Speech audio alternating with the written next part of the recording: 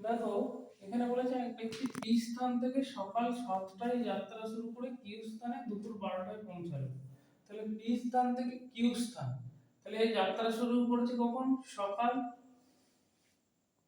6টায়। কখন পৌঁছেছে? দুপুর 12টায়। মোট সময় থেকে এই যাত্রাপথের মোট সময় কত লেগেছে? মোট সময় লেগেছে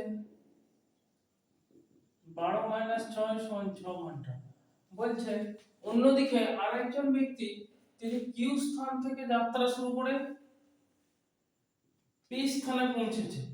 তাহলে কোথা থেকে যাত্রা শুরু করেছে? কিউ স্থান থেকে। কোথায় পৌঁছেছে? পি স্থানে। এই কিউ স্থান থেকে পি স্থানে কখন শুরু করেছে? সকাল 7টায় শুরু করেছে। সকাল 7টা।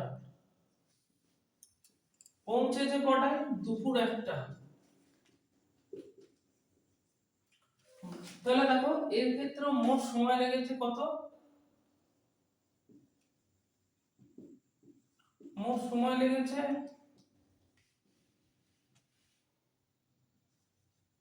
6 ঘন্টা।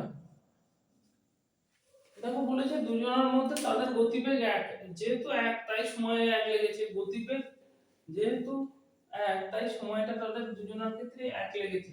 তো বলে কখন তাদের সাক্ষাৎ হয়েছিল? মাথায় রাখবে সকাল 6টায় এ যখন যাত্রা শুরু করেছিল তখন এই কিন্তু যাত্রা শুরু করেনি, এ সকাল 7টায় যাত্রা শুরু করেছিল। সকাল 7টার সময় এ কিন্তু অলরেডি 1 ঘন্টার পথ এগিয়ে গেছে। সকাল 7টায় এ অলরেডি 1 ঘন্টার পথ এগিয়ে গেছে। তাহলে এই যে ডিসটেন্সটা, অর্থাৎ এটা ক ঘন্টার ডিসটেন্স পড়ে আছে? 6 - 1 = 5 ঘন্টা। আচ্ছা 5 ঘন্টা দুজন বিপরীত মুখে আসছে এবং গতিবেগ এক, তাই সময় কি লাগবে? সময় কি লাগবে? অর্ধেক সময় লাগবে। তাহলে 5 এর অর্ধেক করে দিলাম, ক ঘন্টা? 2.5 ঘন্টা, তাই তো বাবা? তাই 2.5 ঘন্টা সময় যখন লাগবে, তাহলে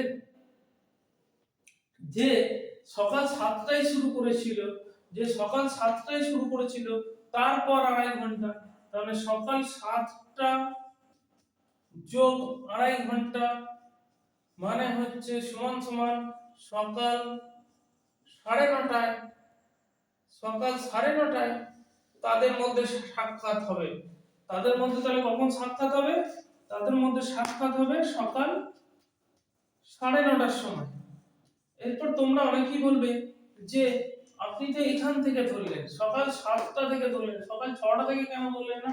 দেখো সকাল 6টার পর কিন্তু অলরেডি সে 1 ঘন্টার পথ এগিয়ে গেছে। তুমি সকাল 6টার সঙ্গে 1 যোগ করলে 7, 7 এর সঙ্গে 2.5 যোগ করলে 9:30। 9:30টার সময় সে অলরেডি তাদের মধ্যে সাক্ষাৎ হবে।